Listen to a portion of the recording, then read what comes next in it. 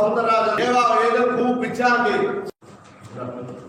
Doctor G Krishnaraj, மாநில பொதுச் செயலாளர், தமிழ்நாடு கவராநாயுடுகள் நலச்சங்கம். தமிழ்நாட்டில் வசிக்கக்கூடிய மக்கள் தொகையில் 38 விழுக்காடு தெலுங்கு பேசக்கூடிய மக்கள். அதில் 20 விழுக்காடு தமிழ்நாட்டில் நாயுடு நாயக்கர் உட்பிரிவுகள் நடக்கின்றன. அந்த நாயுடு நாயக்கர் உட்பிரிவுகளில் 12% தமிழ்நாட்டில் கவரபலிஜா நாயுடுகள் இருக்கின்றனர்.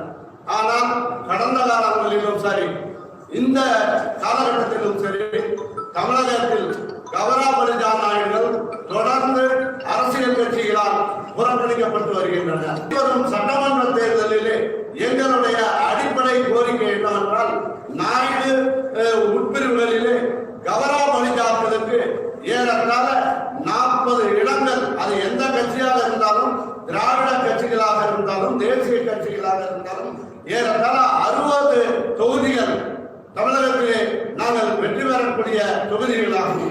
90 தொகுதிகள் டிசைடிங் ஃபேக்டர் என்ற வகையில் கவராநாயுடுகள் தான் இருக்கின்றார்கள் என்பது அனைத்து அரசியல் அமைப்புகளுக்கும் தெரியும்.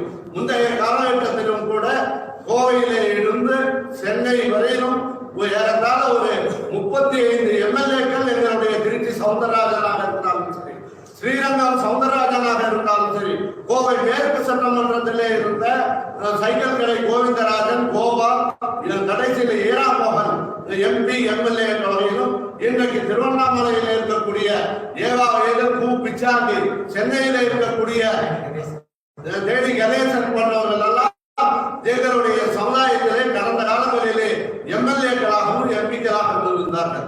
ஆனால் தொடர்ந்து இப்போது புறக்கணிக்கப்பட்டு வருகின்றோம். ஆகவே தமிழகத்திலே இருக்கக்கூடிய இருவரும் அரசியல் கட்சிகள் எங்களுடைய கவராபலிஜாக்களுக்கு விகிதாச்சார அடிப்படையில் போதிய இடங்களை அளிக்க வேண்டும்.